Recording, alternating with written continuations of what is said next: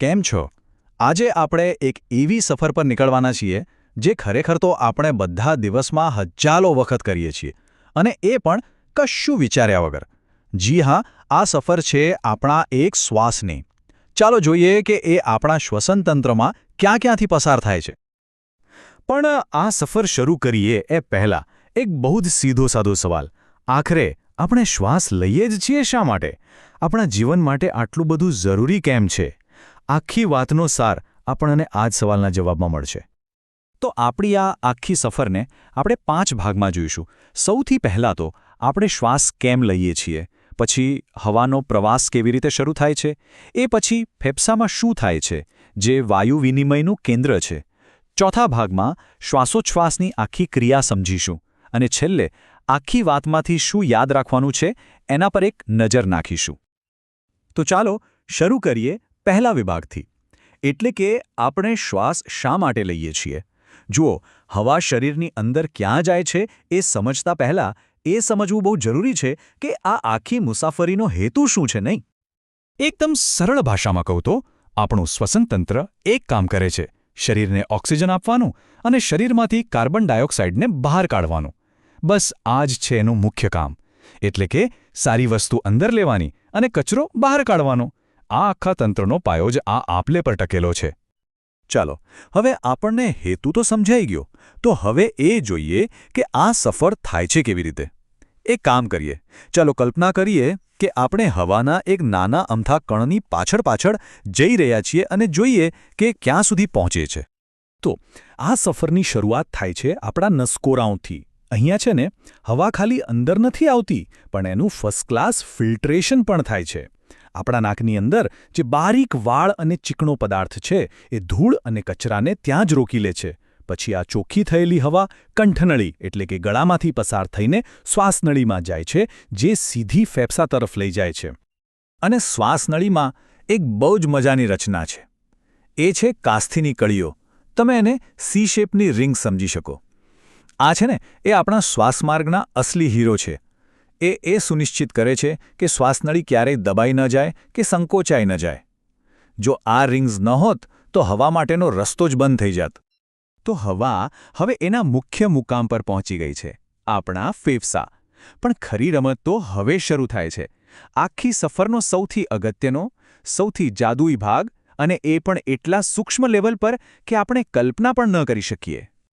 ફેફસાની અંદરનું દૃશ્ય કેવું હશે? ક્યારે વિચાર્યું છે? એ એક ઊંધા ઝાડ જેવું છે. શ્વાસનળી એનું થડ છે અને એમાંથી નાની અને એનાથી પણ નાની ડાળીઓ ફૂટે છે. આ ડાળીઓ છેક લાખો કરોડો નાની હવાની કોથળીઓ સુધી પહોંચે છે. આ નાની ફુગ્ગા જેવી કોથળીઓ છે ને, એને વાયુકોષ્ઠો કહેવાય છે. એમનું કામ શું? તો કે સપાટીનું ક્ષેત્રફળ વધારવાનું. જેમ નાના આંતરડામાં રસાંકુરો હોય છે ને, બસ એના જેવું જ. આટલી બધી વિશાળ સપાટી મળે છે ને, એટલે જ ઓક્સિજન અને કાર્બન ડાયોક્સાઇડની આપલે એકદમ ફટાફટ અને બહુ જ સારી રીતે થઈ શકે છે. અને હવે આવે છે ક્લાઇમેક્સ. આ જ એ જગ્યા છે જ્યાં અસલી જાદુ થાય છે. જુઓ, હવામાંથી આવેલો ઓક્સિજન છે ને, એ વાયુકોષ્ઠોની પાતળી દિવાલમાંથી કૂદીને સીધો લોહીમાં ભળી જાય છે. અને બરાબર એ જ સમયે શરીરમાંથી આવેલો કાર્બન ડાયોક્સાઇડ, જે એક રીતે કચરો છે, એ લોહીમાંથી બહાર નીકળીને આ વાયુકોષ્ઠોમાં આવી જાય છે, જેથી આપણે એને શ્વાસ બહાર કાઢીએ ત્યારે ફેંકી શકીએ. છે ને કમાલની આપલે? સારું, તો ગેસની આપલે કેવી રીતે થાય એ તો આપણે જોયું. પણ એક સવાલ થાય કે આ હવા ફેફસાની અંદર બહાર જાય છે કેવી રીતે? મતલબ કોઈ પંપ તો હશે ને? તો ચાલો હવે આ શ્વાસ લેવાની આખી મિકેનિક્સને સમજીએ. જુઓ, આ આખી પ્રક્રિયા 2 ભાગમાં થાય છે: શ્વાસ લેવો અને શ્વાસ છોડવો. જ્યારે આપણે શ્વાસ અંદર લઈએ છીએ ત્યારે શું થાય?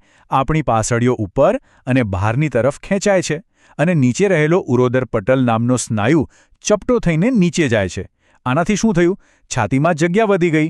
જગ્યા વધી એટલે હવા અંદર ધસી આવી. હવે શ્વાસ છોડતી વખતે આનાથી બિલકુલ ઊંધું.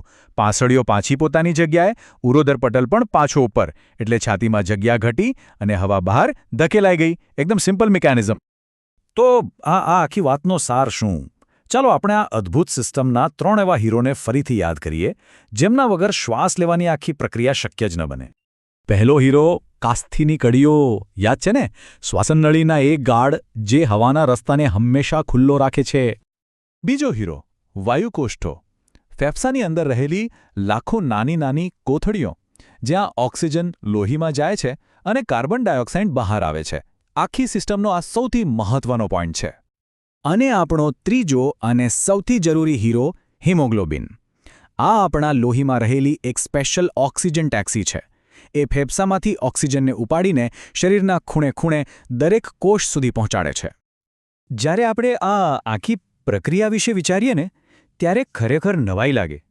એક સામાન્ય શ્વાસ લેવાની ક્રિયા કેટલી જટિલ છે અને છતાં કેટલી સહેલાઈથી આપમેળે થતી રહે છે. એ ખરેખર આપણા શરીરની અંદર ચાલતા એક શાંત સંગીત જેવું છે જે ક્યારેય અટકતું નથી. તો બસ હવે પછી જ્યારે પણ શ્વાસ લો ત્યારે 1 સેકન્ડ માટે અટકીને વિચારજો એ અકલ્પનીય સફર વિશે જે હમણાં જ તમારા શરીરની અંદર પૂરી થઈ. આપણા શરીરની આ ઓટોમેટિક સિસ્ટમ ખરેખર કેટલી અદ્ભુત છે, ખરું ને?